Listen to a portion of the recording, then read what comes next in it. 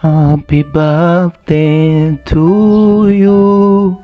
Happy birthday to you. Happy birthday to you, Fanny Lavin. Happy birthday to you. Happy birthday. Ayayayayayaya, mumeze gute aho muri hose kuri za mpande zine z'isi. Jewe ni neza cyane. Sasa ninde yiteguye ngo turirimbire Fanny Lavin? Please duze ibiganza ayayayayaya, byerekane muri comment. Oya vraiment, oya namwe mureke kumubanira, nico gihe uno munsi ni gwiwe, reka tumuririmbire. Twagiye 1 2 3. Sabukuru nziza, sabukuru nziza, sabukuru nziza Lavin. Sabukuru nziza. Ya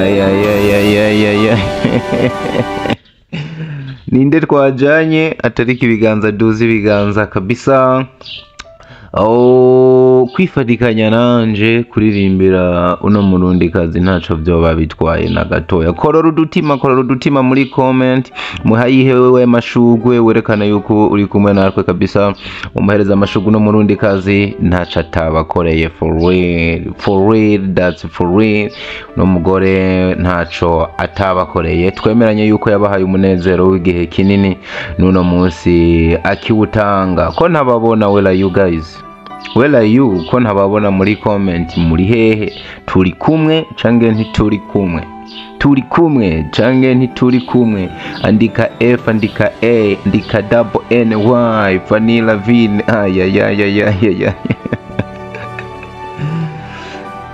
Anyway, ni uno akora filime yabigize umwuga cange uno akora cinema canke yamaze kwinjira mu mugabo wa cinema w'Imana Vaccine, muzi nka Fanny Lavin M3FA Solution Woman, the longest ever canke umwite Fanny Lavin of course.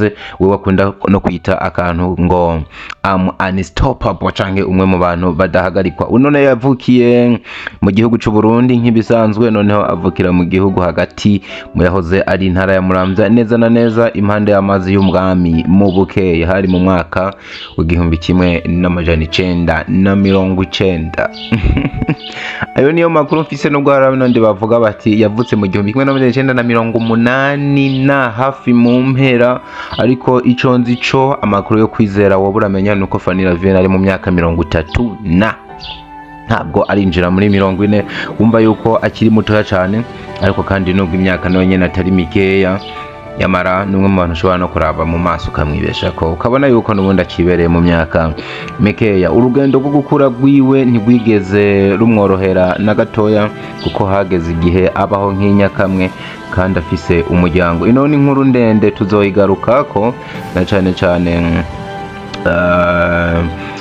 yuko muri uno mwanya atari ico gihe. Mu mwaka ushira w'ibihumbi 2020, Uwimana Vaccine also known as Fanny Lavin yari yamaze kwishora muri cinema hama mu mwaka wa 2020 2020 canke 2020 yinjiramwo muri filme yenyuje yemye, nubundi yinjiramwo wese ataguhidukira, ari nako gukora filme yiwe ya mbere yamuciriye inzira yitwa Urugendo nka Breaking Through. Nuko Fanny Lavin ababaye Fanny Lavin nuno munsi akora bigashimwa. Ni umumama w'abana batari bake, ariko umwete n'ubwira afise wo hava wibaza ko akiri umuyabaga. Uno ni umwe mu bantu bagiye berekana kenshi ko adacika intege, kandi yiyemeje ikintu ahemuka agishitseko, kabone nubwo byo bimusaba gutanga ikiguzi c'amaraso. Uno yo kwemera akayasesa akanakomereka, ariko akagera kuco ashaka. Ico ni kimwe mu bintu biranga Fanny Lavin nka character ukwiye kumumenya ko no mu mama kumuca intege vyovyo biba bigoye cane kabisa. Ushaka kubite back uraba ibintu yagiye aracamwo ivyahitiye haba no mu binyamakuru, urabona yuko yaza kuba afise umutima woroshe n'umugore aba yarabihevye akiruka, ariko numwe mu bantu bagumye bahagaze bwuma, ubona yuko nuno munsi akora bigashimwa. Umwe mu bantu atanuwotinya kuvuga yuko aza ku rutonde rw'abantu babiri ba mbere muri sinema y'u Burundi bakorera amafaranga menshi. Fanny Lavin then yabonye izuba kuri ino gerekezo rya 19 Munyonyo, no kuvuga itariki 19 z'ukwezi kwa 11, akaba ahora himbaza ino tarike buri uko umwaka utashe, akifadikanya n'abandi mu kuryoherwa ubuho nk'umustare.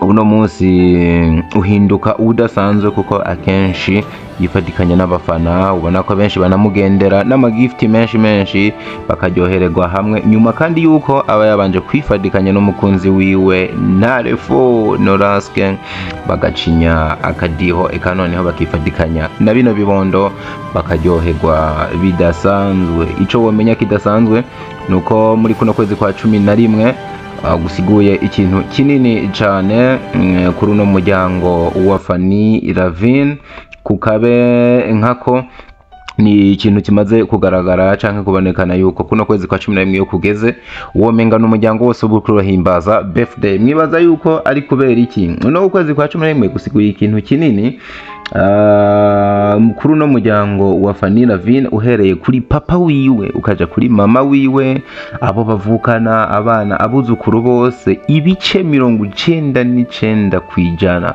bavutse muri kuno kwezi kwa 11. Come on, sinzi nimba mwumvise ibintu mvuze, ibice 99 kwijana uhereye kuri papa mama abavyeyi ba Fanny Lavin ukaza kugeza mu muryango wose n'umwuzukuru bafise bavutse mu kwezi kwa 11.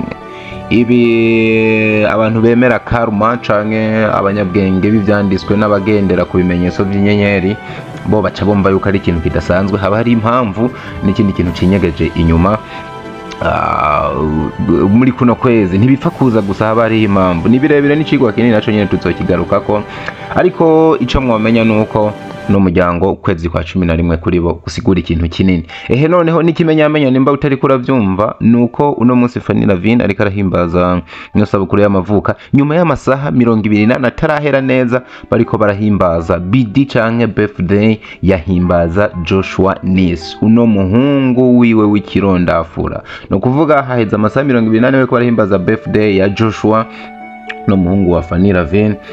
Ariko kandi ikindi womenya nuko ino birthday ya Fanny Lavin iraza guhera binjira mu yundi n'ubundi wo mu muryango nuko biba bimeze. Anyway, uwafashe iya mbere kwipfuriza isabukuru y'amavuka ubona neza ko hari hakiri saa 6 n'iminota mike. Murabizi yuko bizwi yuko umunsi utangura saa 6 z'ijoro, ni nako bimeze, niko twari twigishijwe.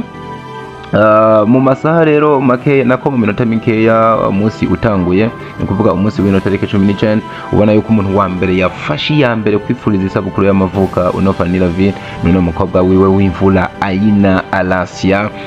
Asimbira ku status yiwe no kuzindi mboga yandika ngo umuvyeyi pas comme les autres, urukundo rwawe muvyeyi nizo nkomezi zanje, isengesho ryawe ni ibitugu by'akabando nishimikiza nkitwaza buri munsi. Ati ndagukunda birengeye amajambo no bisobanuramwo, nzahabu itabonwa na bose. Ati uri umuvyeyi w'akarorero nagize, nta wundi ni inspira katari wewe, ubona yuko ari wowe mana ya kabiri kwisi. Uwo ni Aina Alasia yasimbiye ku rubuga rwiwaca yipfuriza isabukuru nziza mama wiwe. Ntivyahereye aho nyene yahise postinga n'agafoto ka Fanny Lavin ari kumwe n'uno mucance wiwe Noraske, nuko avuga ngo muhora muntangaza iyo ndabitegereje.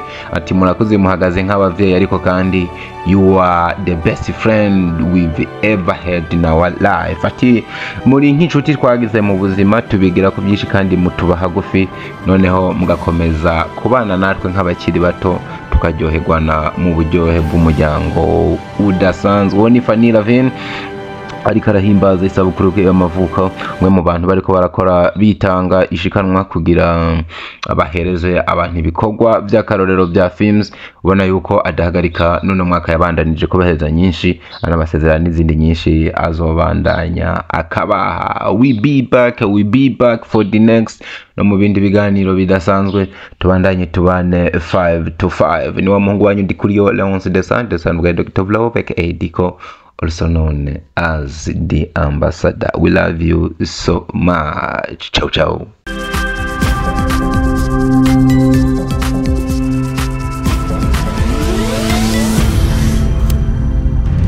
Diko Entertainment.